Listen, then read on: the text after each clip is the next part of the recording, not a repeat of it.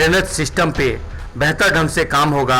पूरे शहर का लेवलिंग करके और नाली बनाने का काम एक साथ किया जाएगा। सिर्फ जो है चुनावी लाभ लेने का काम लालू प्रसाद जी ने किया। विकास के मुद्दे पे वोट दें, शांति व्यवस्था के लिए वोट दें। ओवरब्रिज का एनओसी मिलेगा और मेन रोड का ओवरब्रिज बनना शुरू हो जाएगा। तो रोड टेंडर में है, टेंडर होगा और चुनाव से पहले वो रोड निश्चित रूप से बन जाएगा। नमस्कार, मैं विवेक श्रीवास्तव, खबरी 24 से। आज के हम पूछेंगे में हमारे मेहमान हैं मनीष दुबे, जो भारतीय जनता युवा मोर्चा के जिला अध्यक्ष है। और उनसे मेरा पहला क्वेश्चन है, इस बार एनडीए किन किन मुद्दों को सामने रखकर वोट मांगेगी? भारतीय जनता पार्टी और जेडीयू और लोक जनशक्ति पार्टी की गठबंधन इस बार बिहार में चुनाव लड़ेगी और हम लोग विकास के मुद्दे पे मुख्य रूप से चुनाव लड़ेंगे। और 15 वर्षों में हमने जो किया है और आगे जो हम करने वाले हैं उस विषय पे हम लोग लेके आएंगे। यह बिहार के लोगों को भूलना नहीं चाहिए कि नीतीश कुमार के मुख्यमंत्री बनने से पहले, बिहार में एनडीए की सरकार बनने से पहले बिहार की क्या स्थिति थी। और बिहार में सिर्फ 2 ही इंडस्ट्रीज काम किया करता था और वो था अपहरण और लूट का। और पूरे बिहार में जंगल राज था।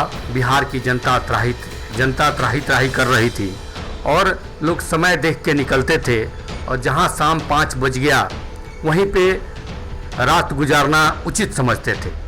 फिर से हम लोग नीतीश जी के नेतृत्व में बिहार में विकास के मुद्दे को लेके आएंगे और भविष्य का बिहार, बेहतर बिहार कैसे बनेगा, इसी विषय पे हम लोग चुनाव लड़ेंगे। रक्सौल में हजारों युवा जो बिजनेस की खोज कर रहे हैं और बिजनेस करना चाहते हैं, उसके लिए एमएसएमई के द्वारा सरकार ने क्या कदम उठाए हैं?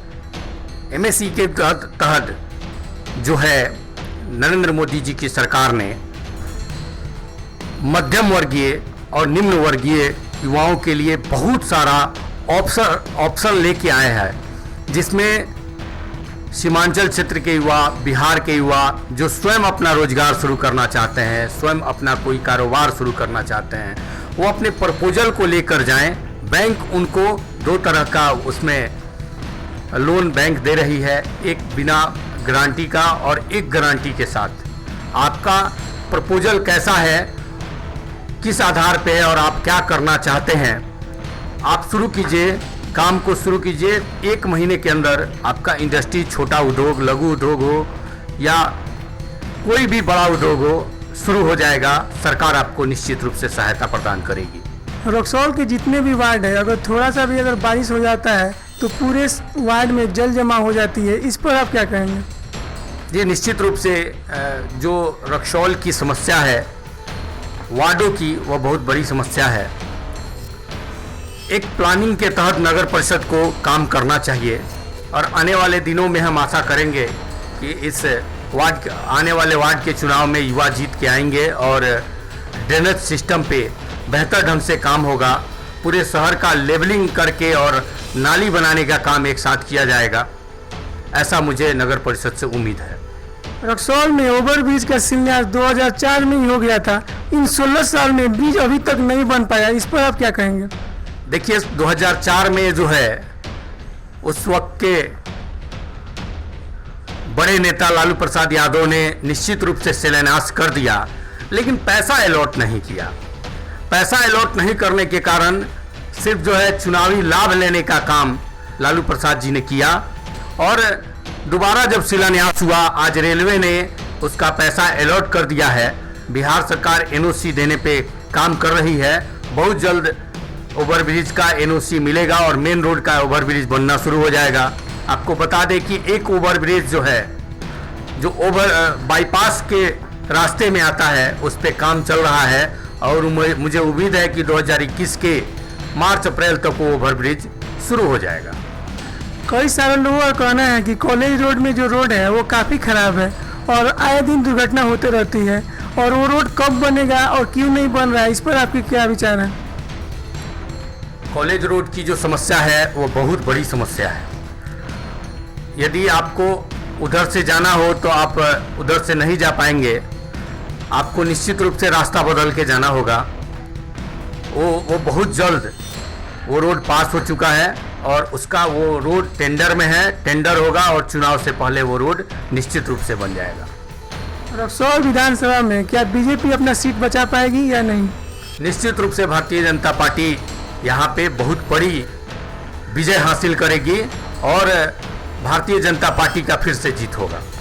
रक्सौल के कुछ विपक्ष हमारे विधायक जी को कुछ गलत शब्दों का प्रयोग कर रहे हैं, उस पर आप क्या कहेंगे? जो शब्द उन्होंने यूज किया है वो निश्चित रूप से निंदनीय है। राजनीति में विरोधी होना, विपक्ष होना बड़ा जरूरी होता है, लेकिन शब्दों का जो चयन है निश्चित रूप से उनका गलत है। उनको सार्वजनिक तौर पे इसके लिए माफ़ी मांगनी चाहिए और आगे किसी भी राजनेता, चाहे उनके दल के हों या गैर दल के हों, ऐसे शब्द का उपयोग वो ना करे, ऐसा मेरा सुझाव उनसे रहेगा। जाते जाते आखिरी एक सवाल, आखिर रक्सौल विधानसभा के लोग भारतीय जनता पार्टी को क्यों वोट दें?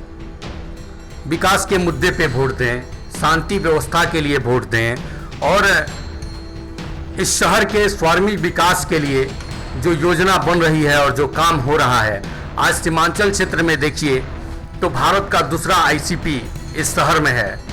आज रेलवे का जो है पूरी तरह विद्युतीकरण हो चुका है। आज देखिए कि एक छत के नीचे आईसीपी कितना बड़ा प्रोजेक्ट लेकर इस बॉर्डर पे काम हो रहा है और शुरू भी हो गया है। इस बॉर्डर पे व्यापार को बढ़ाने के लिए जो कार्य केंद्र सरकार और राज्य सरकार कर रही है, उसकी जितनी भी प्रशंसा की जाए वो कम है। मुझे लगता है कि विकास के लिए ही और शांति व्यवस्था कायम करने के लिए भारतीय जनता पार्टी को लोगों को फिर से चुनना चाहिए। आज हम बात कर रहे थे मनीष दुबे जी से, जो भारतीय जनता पार्टी के नेता थे।